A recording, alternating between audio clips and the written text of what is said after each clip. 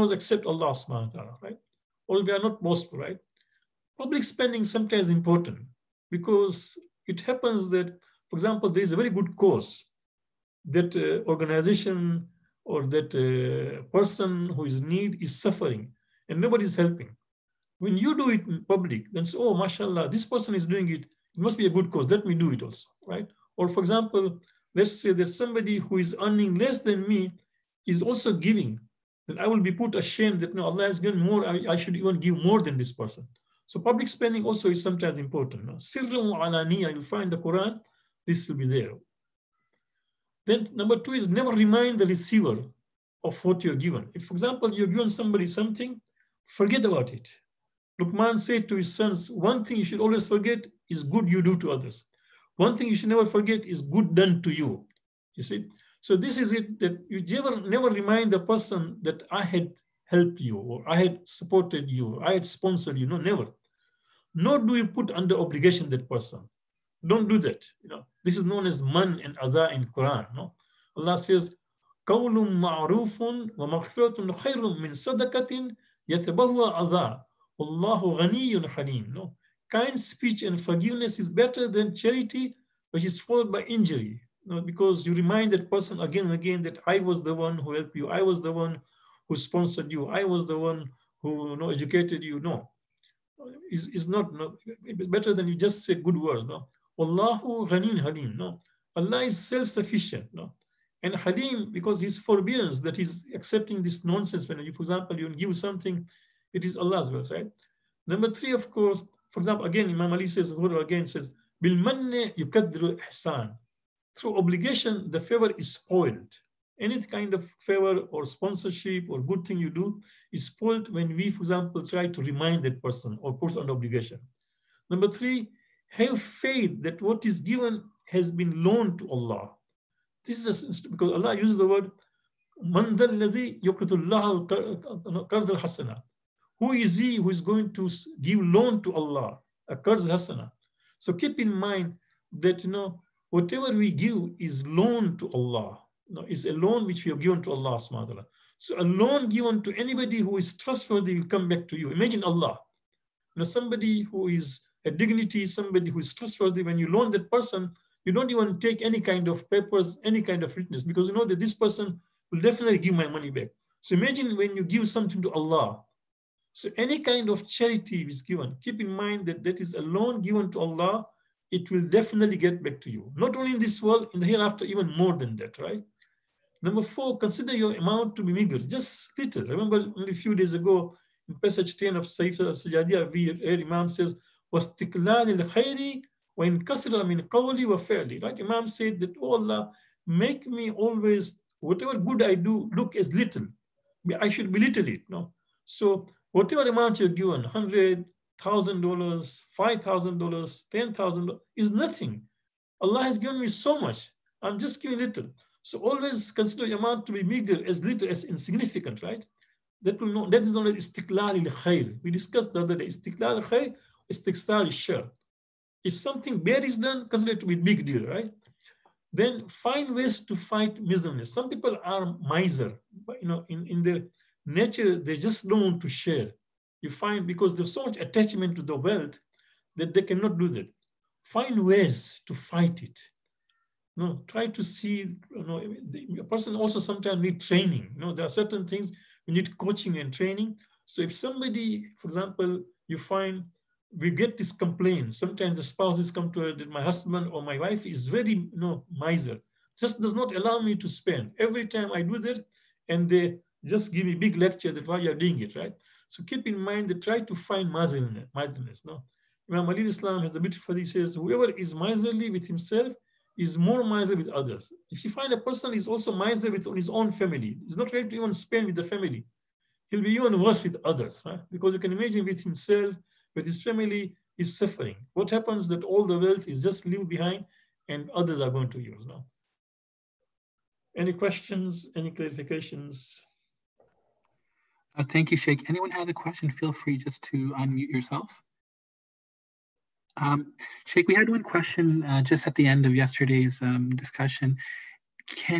will you yield the most benefit from reciting this dua in English or in Arabic, or I guess if they don't understand Arabic, is it better to recite this in English? Good question. Very good question. When it comes to dua, it is important that we should read in our language we understand, because dua is supposed to, change you. Dua is supposed to bring about that kind of humbleness and that, humility. But we sometimes also read in Arabic. Why? Because if we don't do that, down the line, 5 years from today, 10 years from today, 15 years from today, 20 years from today, these duas will just disappear. Look at our Christian neighbors, right? Go to the neighborhood. I live in Canada. In every corner, there's a church. Go to a church. Forget about somebody's home. Go to a church. They allow you. Just go there and ask them to give you the Bible in its original language, Hebrew or whatever language it was that give us. And they would not even have it in the church. Forget about in the homes. But today in every Muslim home, there is a Quran in Arabic, right? There's a Mafath al-Jinan with the Shias houses. So we also read in Arabic because these are the words of Masumi, and you want that original to be kept. But yes, we should actually, for example, let's say that this is month of Ramadan, we are reciting Dua Iftitah. I would suggest that we should, for example, for 4 days we should read in English and 3 days we do in Arabic. Or for example, you can say half dua you read in Arabic and half in English, and the following day you read another half. You can do that, right? Because this dua has so powerful messages. It's supposed to change us. And that will only happen if you understand it. Thank you. There's sort of a two-part question. I'll try and read out both parts because I think they're connected. Can you clarify about today's discussion? It basically means you reap what you sow. How can this be applied when we see examples of injustice that was done on our Prophet, sallallahu alaihi wasallam? The Prophet was treated unjustly despite never being unjust. And the follow-up, which I think is related, is when someone is not being fair with me, does that mean I deserve it, or am I being unjust? Or am I being tested? Sorry, am I being tested? You see, keep in mind that when we say, for example, when Imam says, "Kama tudinu tudan," that you will be dead the way that, it doesn't mean that every wrong person had wrong. Not necessarily, because take Ali Asghar, right? Janabi Ali Asghar, he was 6 months old, a babe, Masoom, right? Whom could he have wronged? But was he not wronged? Was he not killed in the hands of his own father? Was he not denied water? So keep in mind that when we discuss this thing, don't extend the arguments to unnecessary things, right? That generally, of course, as Imam says, if you're wrong, you'll be wrong. But if it doesn't mean that every wrong person has wronged. So Imams or Masums who were wrong is not because they had wrong. There's a beautiful hadith which says a person who is closer to Allah will face more challenges. Keep in mind, so Mu'mineen today are suffering. See, for example, Mu'mineen suffer in Nigeria. Mu'mineen suffer in Bahrain, right? In the fall, there was a spring, when there was a Arab spring, when everybody started rising, even Shias in Bahrain started rising about they were just trying to fight for their right. What has happened? You can see they've been quietened. So many Shias have been imprisoned. They are in the jail suffering.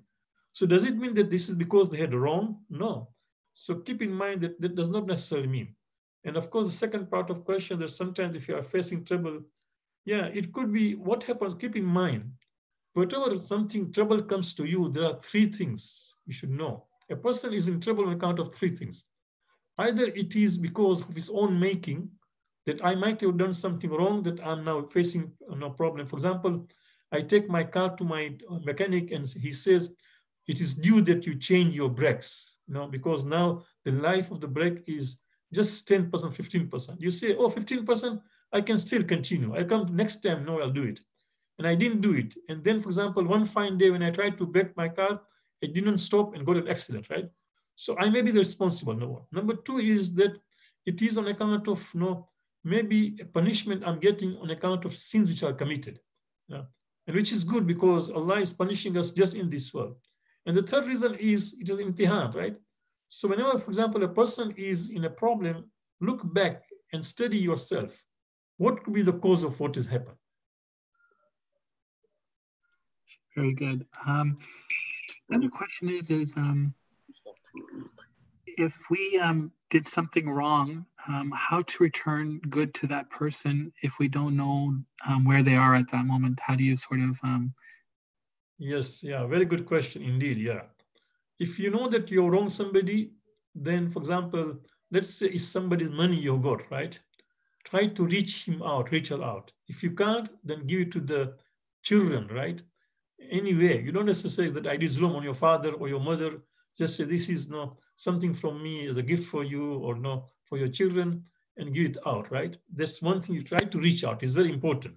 You know, if that is not possible, the second stage is that you just take out money, which is known as, and this is very important. Many people do it. I don't know how many. When you take out your home sense, at that time also take out money. Radd mazalim. Radd mazalim is a very good practice.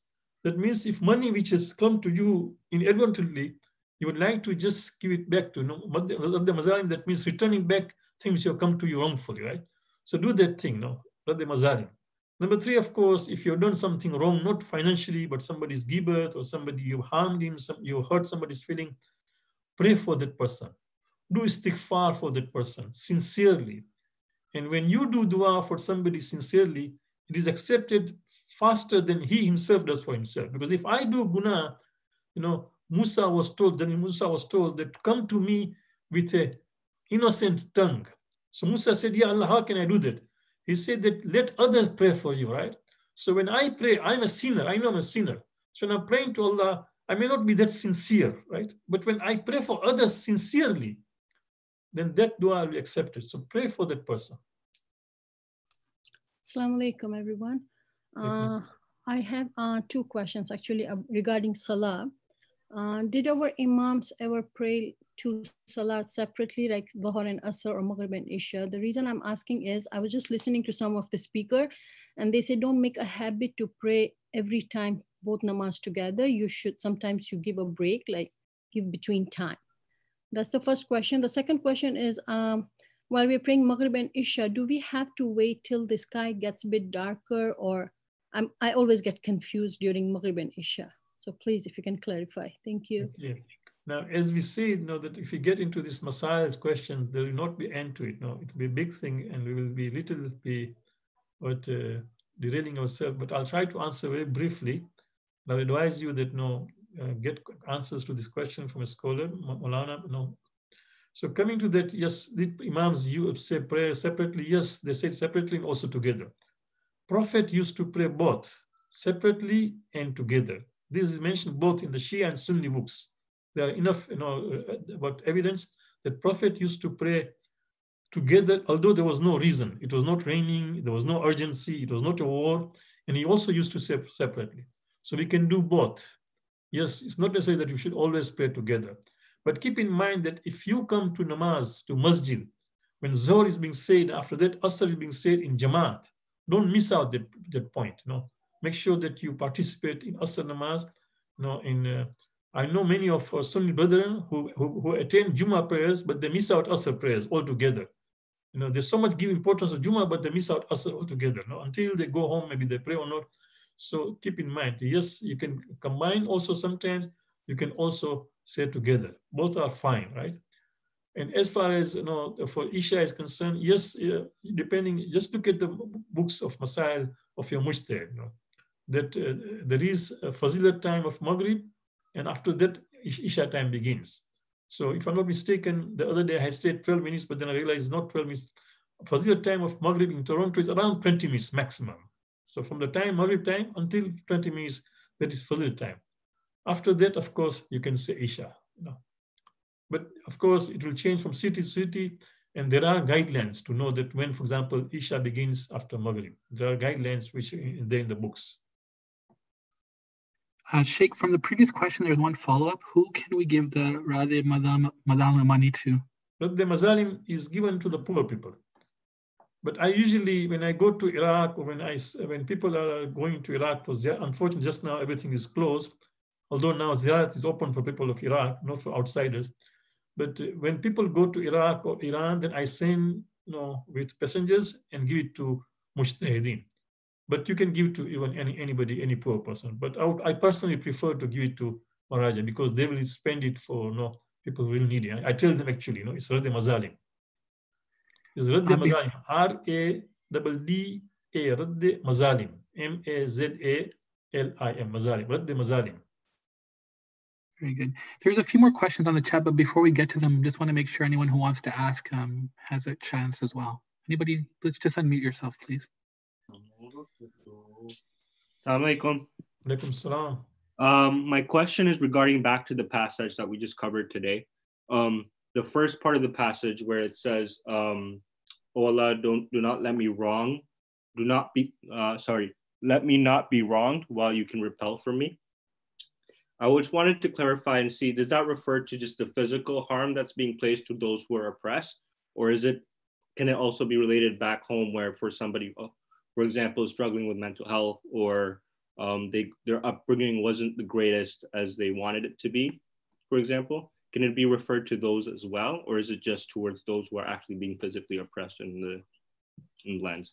Sorry, physical oppressed, so what else you said?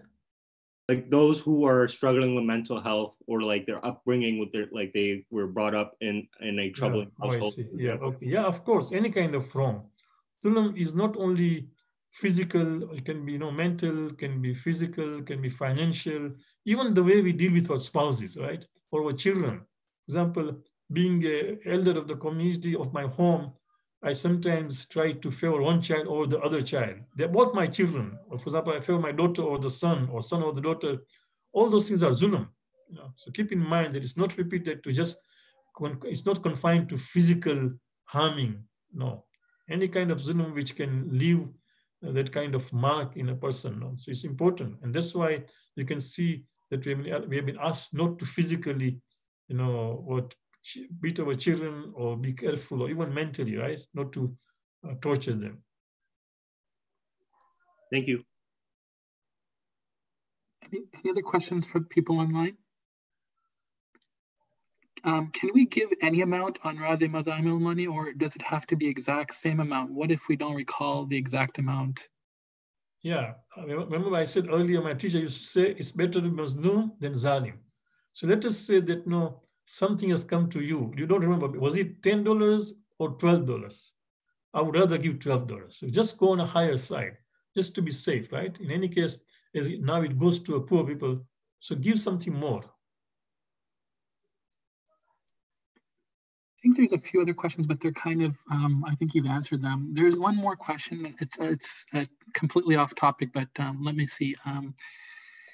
I guess if the person is having, discussions with the Sunni brothers and we're sharing hadiths, should we refer to Mullah as Imam Ali or just Hazrat Ali with our non-Shia friends? Is there any protocol for that?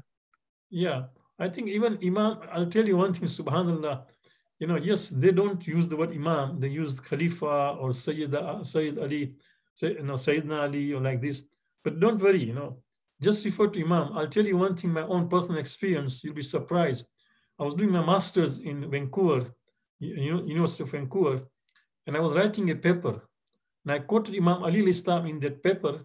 And because my professor was not a Muslim, was a Christian Palestinian, he has died now, he was Christian. When I just wrote Ali, and he corrected me, said that, why don't you say Imam Ali? And I was so much put ashamed that I believe Imam Ali is Imam Ali, and I did not mention that. After that, I said, never in my life will I at all do this thing. And he said one thing interestingly. He said that this Christian professor is telling me what Imam Ali has taught me, nobody else has taught me. He said, Imam Ali has taught me that the one who teaches you one word, makes you, you become his slave. So this is the kind of teachings of Imam Ali al-Islam, which has impacted so many people. So this is a Christian Palestinian who says Imam Ali has profound teachings, right? So no, stick to your principles. By calling Imam Ali Imam Ali, you are not at all upsetting the Sunnis. This is what we believe as Imam is Imam. In fact, for them, Imam is such a common word. They use Imam for every, I'm part of council of these scholars here, local in Toronto, is known as CCI, Council of Canadian Imams. So we call each other as Imams. So they call anybody as an Imam. We can say, and we are calling Imam Ali as Imam, nothing wrong. So stick to Imam. Thank you, Sheikh. Other questions? Sheikh, I think that's it. Thank you very much. We pray to Allah subhanahu wa ta'ala that may Allah accept. Please, especially we are going through this pandemic of coronavirus. Many people are suffering. Please pray to Allah that by the end of this Ramadan, things get improved, because really you can see up to now, millions of people have been impacted, and some people are dying, some people are sick. Sorry, Assalamu alaikum. My question was not taken, although it was pertaining to the book, to the topic. Please go ahead, sister. Maybe I missed it. Go ahead. Yeah, and I said that regarding harsh punishment meted out to children when they were young, like, of course, with the intention of always with good intention of improvement in their behavior, but later on now, much down the line, if you feel that was rather harsh, sometimes beating. So what correctional measure can you take now? Do you have to give diyat? If yes, to whom? Yes, talk to your children. Talk to your children that, yes, I was a little harsh as a parent. Please forgive me, but I meant to be, just good for you. I meant to look at your welfare. But in the process, in case if I just cross the limit, please forgive me. Only talking would do? Do you have to pay diyat to them? No, not necessarily. Diyat is only as I said, against a case. For example, if somebody is physically punished such that there's a mark, on the body, then yes, then there's diyat. You can look at the books. Like say back home, fathers, sometimes they beat children black and blue also, which mother of course. Then there is also diyat. There are books mentioned about the diyat. Is there? Yes, but otherwise, generally, just talk to them. There's a beautiful dua we recite, ربنا اغفر لي ولوالدي وللمؤمنين يوم الحساب رب ارحمهما كما ربياني and then we say that, oh no, forgive them even if they've done wrong to me, right? So yes, just ask them that, but diyat one has to refer to the books. Yes, in the books they are mentioned different kind of situation and different kind of amounts. I don't remember. In Tazi? Yeah, Tazi Masail should be there, yeah. All right, Jazakallah.